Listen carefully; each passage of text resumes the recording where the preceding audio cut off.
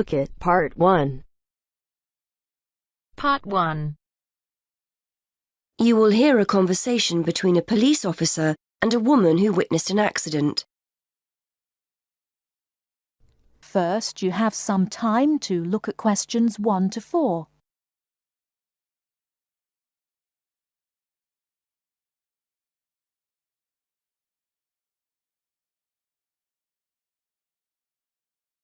Now we shall begin.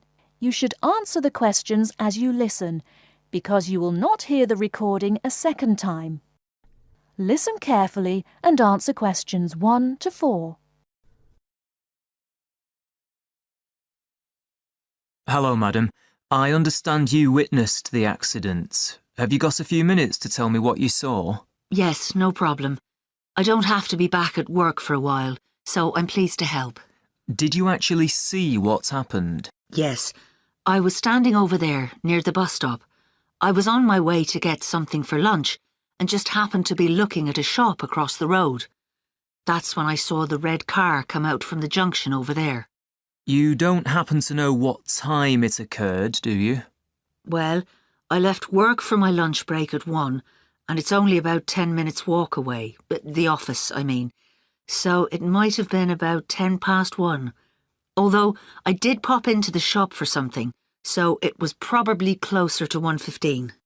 So it pulled out of Monk's Road, that's the road over there, straight onto High Street. That's right, yes. Did you get a view of who was in the car? There were 3 of them. 2 in the front, the driver of course, someone in the passenger seat, and there was someone in the back. They were quite young. I doubt if they were much older than 20. Anyway, they came speeding out of the side road over there and hit that lady's bicycle. The driver didn't bother to stop to find out if she was okay. He just drove off along the main road towards the town centre.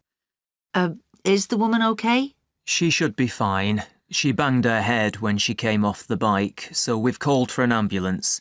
They always like to check you out in case you have concussion. But no, she seems fine. Before you hear the rest of the conversation, you have some time to look at questions 5 to 10.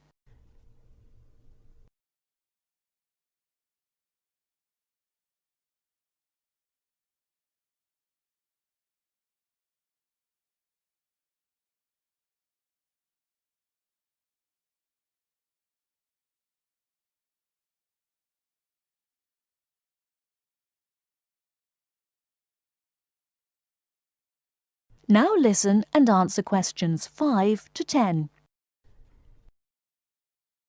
The bike doesn't look too good, though. I don't think she'll be using that again. I suppose she was very lucky, really. If they'd hit her instead of the front wheel, she could have been seriously injured. It looked like they were just in a hurry and didn't want to stop at the junction. I know the traffic lights aren't working there, so perhaps they thought they could just pull out. Could you give me a description of the car? Do you know the make and model? Well, I'm not very good with cars, but I'm pretty sure it was the same model as my husband's car, a Ford Fiesta. It was red, like I said, and quite old, and the door on the driver's side was damaged. It looked like it had been in another accident some time ago. I don't suppose you had a chance to take down the registration number, did you? I did, actually. Let me see. Y48BYW. Will that help you trace them? That's really helpful. It depends. It might be a stolen car, but at least we'll be able to trace the owner. If it wasn't stolen, then yes, we'll be able to find out the name of the driver. Now, would you mind giving me your contact details, just in case we need to get in touch about anything? Of course. What's your name? Mrs. Stansfield. Rita Stansfield. That's Stansfield. And your address, Mrs. Stansfield? 19 Althorpe Road, Bradford. That's ALTHORPE. Have you got a telephone number we can get you on? Yes, it's 0232 566 788. And do you have a mobile number? Yes. 07834 889 772. That's great, Mrs. Stansfield. As I said, we may get in touch if we need any further information, but probably what you've told me is enough. Thanks for your time. No problem. I'm glad to have been of help.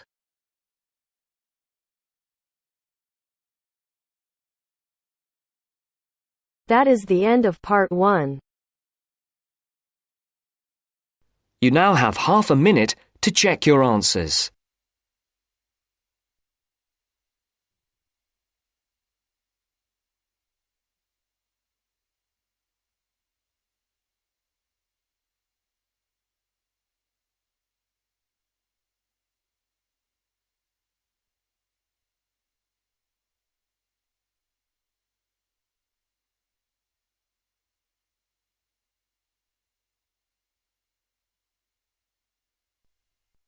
Now turns to part 2.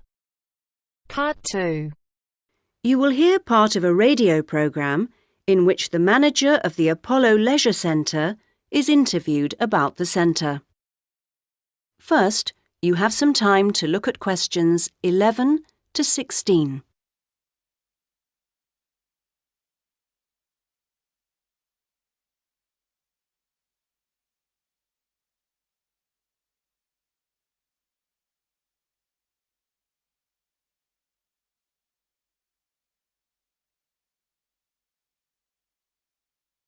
Now listen to the first part of the interview and answer questions 11 to 16. Next, I'd like to welcome Carol Brown, manager of the Apollo Leisure Centre. Carol, welcome. Thank you. Now, Carol, the Apollo seems a familiar sight, but how long has it actually been here? Well, we started negotiations to take over the previous Active Life Centre that used to occupy the premises in 2000 and planned to open in 2001, although the usual delays meant it was 2002 before we were up and running. And do you have quite a mix of members, or are you focused on certain groups? It's pretty broad, actually. There are something like 200 adult members, so that's our biggest group, but we also have as many as 100 youth members, together with about 50 family group members. And I think we'll see that section growing to 100 over the next couple of years. Healthy numbers. Yes, and we'll be developing the centre to make it even more attractive. We're hoping eventually to build in a rock climbing wall, which would make a useful addition. We've already opened our swimming pool, which is hugely popular, and we'll have a massage room open within 12 months. Now, I understand you have different categories of membership? Yes, to suit every pocket. Blue membership includes all facilities for the member and a guest at all times, which is good for people with unpredictable timetables. If you can make it during daytime hours, Red membership gives you excellent returns for your fee. As for only half price, you can use all the facilities during the day, and they're actually less crowded then. Green membership is designed for people who are only able to come infrequently, and so, of course, costs less. And there are chances to socialise? Oh, certainly. Our cafe is very popular and is a nice place to wind down and chat after working out or whatever. In fact, while it used to shut at 8, we've extended that to 9 now, with last orders taken at 8:30. It serves a whole range of food and drink. So if someone wants to join, what do they do? Come and see us. We'll give you all the details. The induction process takes about an hour and a quarter, which includes 3/4 of an hour on average with a personal trainer, and something like half an hour being shown round the different facilities. So we'd be well looked after? Definitely. Now you have some time to look at questions 17 to 20.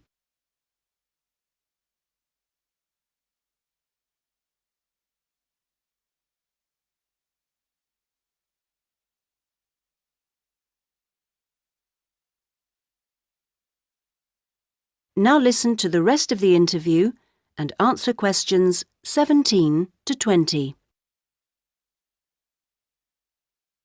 OK, now, Carol, can you give us some idea of what we could expect to get as members of Apollo? Sure.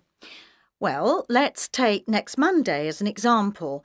The early evening would begin with the programme of classes. Of course, members would also be at liberty to do their own thing. I'm just talking about the listed classes that we'll be offering. So let's say you're free to turn up at 4 p.m. You could spend an hour in a class that we call gentle exercise. This isn't a hard workout, as you might be imagining it, but a session designed for those who perhaps are not used to rigorous classes and would like something to ease them in. Right. The next thing on offer will be starting at 5, and again it'll last for an hour. In contrast, this is what we simply call weightlifting. It's certainly not for softies, but this strenuous session is of course carefully monitored, and we wouldn't let anyone do anything silly. Oh, well, that's reassuring. And then, kicking off at 6:15, you'll be welcome at a class aimed at promoting better lifestyles, which we run under the banner of healthy living. We'll give you all sorts of useful advice about just living better. Oh, sounds easier than working out. And probably at least as important. And rounds the evening off nicely. Oh no, we still have one more offering. Oh. These days, so many people are working, frankly, more than they should be. And we try to combat the stress that creates by encouraging those who can to take part in the class we call relaxation. You can learn lots of helpful techniques for staying calm when you think everything's going terribly. Now you're talking. So we'll see you on Monday. Now... That is the end of part 2. You now have half a minute to check your answers.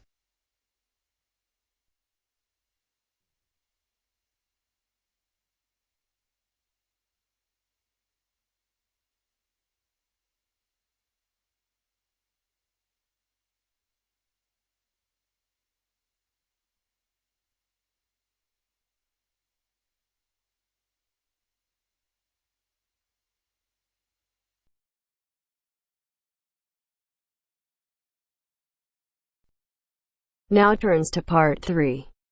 Part 3. You will hear a discussion between two work colleagues and their manager about the restructuring of their company. First, you have some time to look at questions 21 to 25.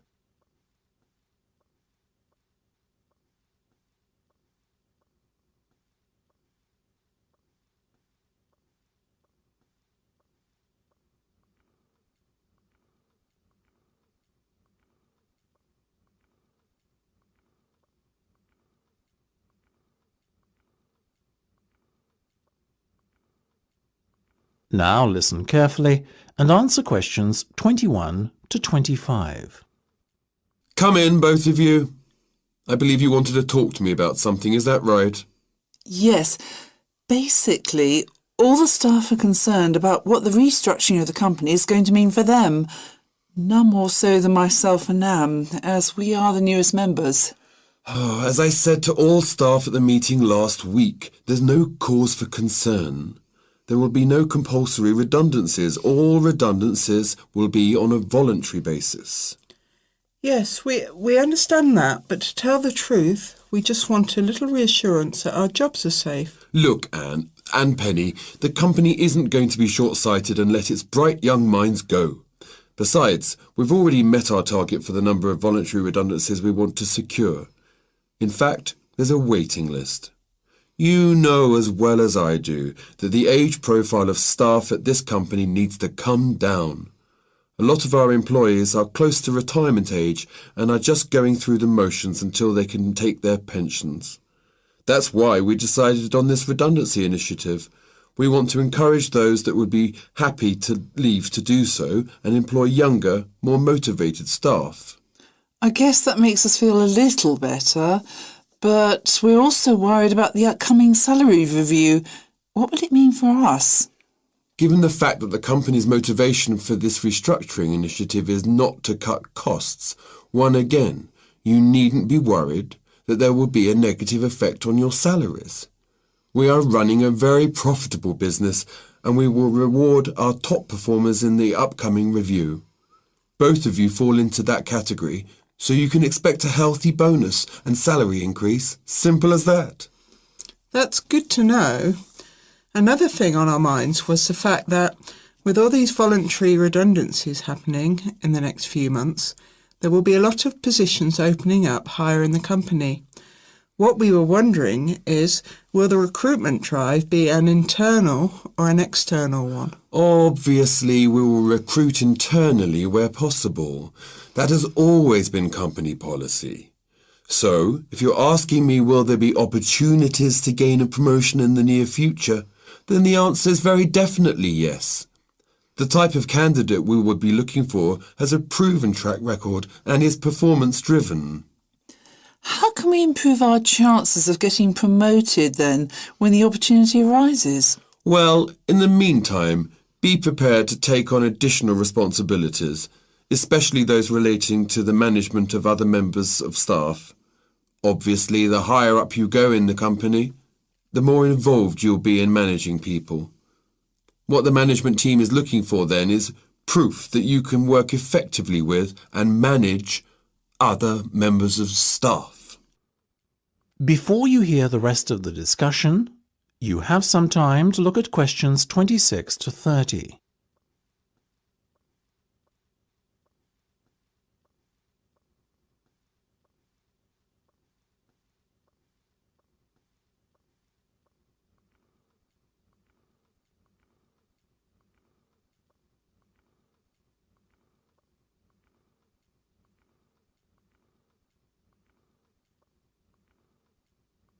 Now listen and answer questions 26 to 30. One more thing. Go on. This project you've given us to manage, is it a test of our abilities? I guess you could say it is a test of sorts, but look at it more as a chance for you to prove yourselves. Actually, now that I have you both here in private, can we talk about that a bit? Of course. OK, Penny, let's start with you. Has the timescale been agreed yet? Yes. You said we have a total of 8 weeks to bring the product to launch. So we've decided to allocate 3 weeks at the beginning to product research and prototype testing. Very good. Then after that, we are going to spend a further 3 weeks formulating our marketing strategy and doing some research and testing on a sample of the target market itself to get some feedback. And presumably the last 2 weeks will be devoted to the launch? Exactly. Now, let's talk estimated costs. Well, you've given us a total budget of £100,000. Of that, we're allocating 50% to product development and testing, a further 25% to marketing, and £25,000 will be spent on the launch. Penny, give me a breakdown of the launch costs, would you? Sure. £10,000 will be spent on hiring and decorating the venue, £10,000 will be spent on promotional work, and the remaining money will be used to pay for catering and administrative costs. I'm very happy with that, to be honest. As I said, you guys should stop worrying. You're doing a fantastic job, so keep it up.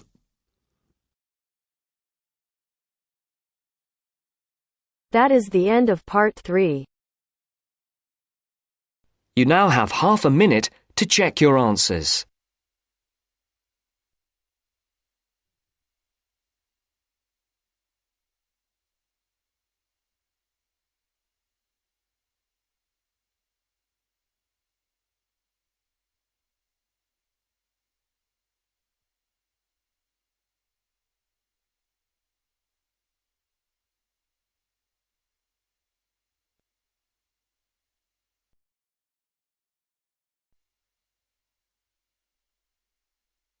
Now turns to part 4. Part 4.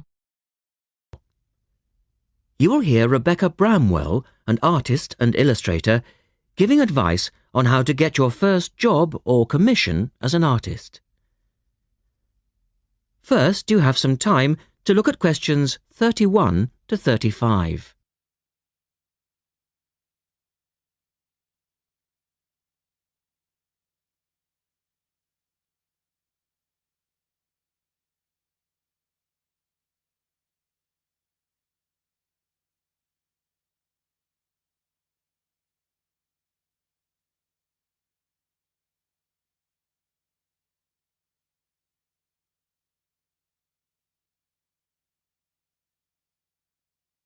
Now listen carefully and answer questions 31 to 35.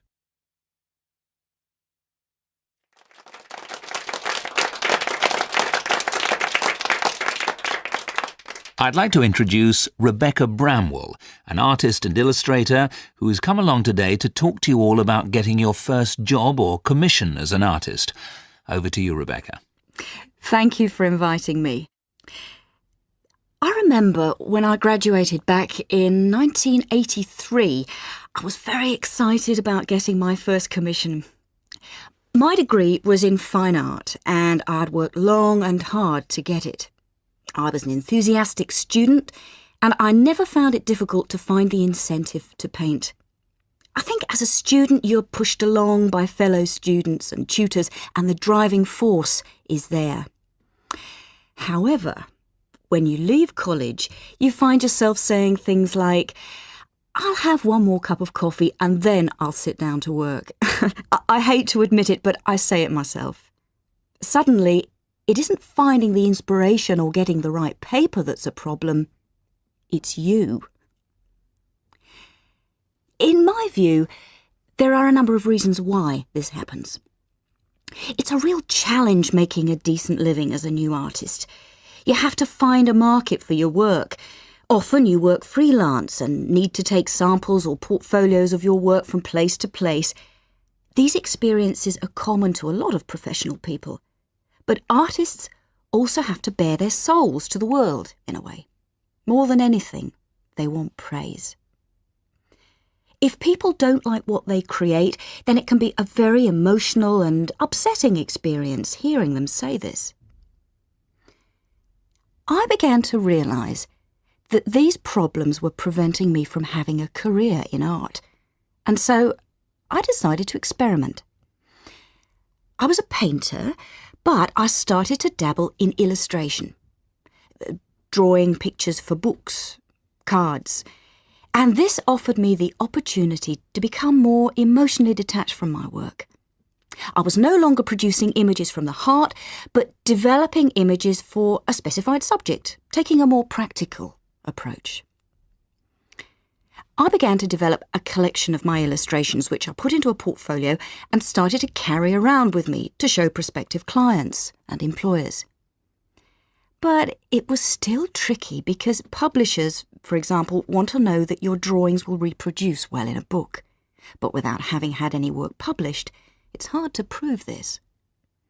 Having a wonderful portfolio or a collection of original artwork is, of course, a first step. But what most potential clients would like to see is printed artwork, and without this evidence, they tend to hold back still when it comes to offering a contract. Look at questions 36 to 40.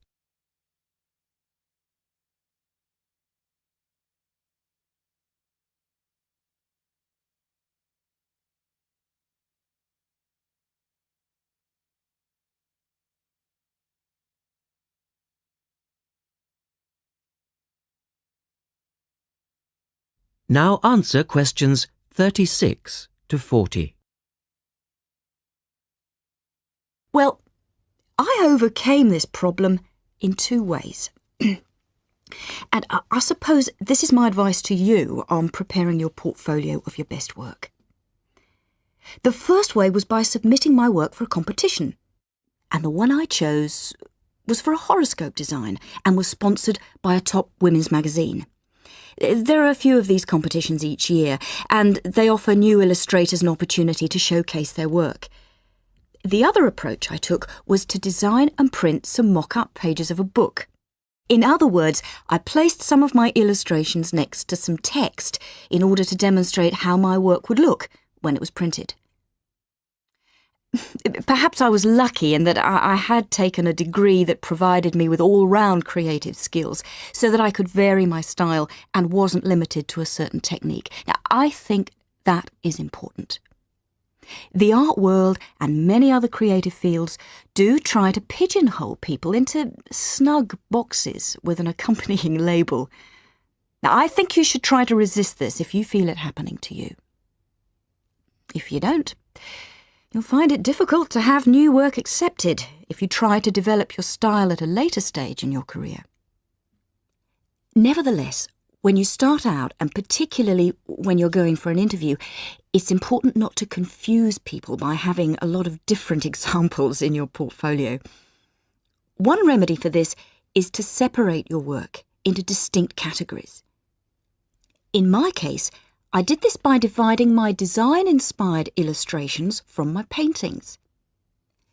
It's then easier to analyse the market suited to each portfolio, such as magazines, book jackets, CD covers, etc. Working under two names is also useful, as it clarifies the different approaches and offers a distinction between them. I think it's been hard for artists to be recognised in anything other than the pigeonholes that they've been placed in. But luckily, these barriers are slowly being demolished. So I really do wish you all the very... That is the end of part 4. You now have half a minute to check your answers.